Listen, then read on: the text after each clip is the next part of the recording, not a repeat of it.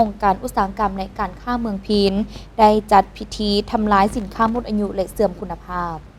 พิธีจัดขึ้นในวันที่ 4 มิถุนายน 2565โดยการเข้าร่วมของทานเกษณาบุตรวงศ์รองเลขาพรรคเมืองทานคุ้มคิดญาติวงศ์รองเจ้าเมืองผู้ชี้นำวิกงานเศรษฐกิจทานขันแก้วสุวรรณราชหัวหน้าองค์การอุตสาหกรรมและการค้าเมืองพิณมีหัวหน้าแขนงการค้าภายในแผนกอุตสาหกรรมและการค้าแขวงสะวรรณเขตมีการนำของเมืองคณะห้องการและวิชาการจากภาคส่วนเกี่ยวข้องเข้าร่วมเป็นสักขีพยาน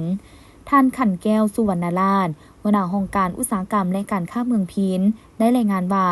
ในระหว่างเดือน1 5เดือน5 ปี 2025ทางเจ้าหน้าที่กวดกาการค้าขันเมืองได้ลงกวดกาสินค้าหมดอายุเสื่อมคุณเสียคุณสินค้าเกิดห้ามจำหน่ายสินค้านอกระบบสินค้าลักลอบภาษีและสินค้าอื่นๆที่มีการละเมิดการคุ้มครองเวียกงานการค้าในเขตเทศบาลเมืองพิณห้านค้าไข่ยุกไข่ย่อยทั่วไปตามเป้าหมายได้พบสินค้าและยึดสินค้ามาหลายรายการเพื่อนำมาทำลายตามระเบียบการภายหลังที่ได้มีการจัดตั้งปฏิบัติตามข้อตกลงของหัวหน้าองค์การอุตสาหกรรมและการค้าเมืองเจ้าหน้าที่กวดกาการค้าจึงได้ลงเก็บกำข้อมูลได้ลงเคลื่อนไหวกวดกาสินค้าตามเป้าหมายคือได้กวดกาและยึดสินค้าประเภทเครื่องบริโภคเสบียงอาหารที่หมดอายุเสียคุณเสื่อมคุณสินค้าเกิดห้ามได้ทั้งหมด12ครั้งมีห่างห้านทั้งหมด57หัวหน่วย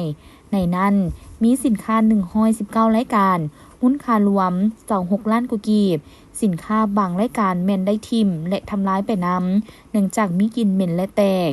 กวดกาสินค้าลักลอบน้ำเข้าและสินค้าบ่มีเอกสารตามเป้าหมายและตามแหล่งข่าวคือเบียร์เวียดนามจำนวน100แกดมูลค่า12ล้านกีบกวดเห็นเบียร์ลาวป่องยาวที่บ่มีเอกสาร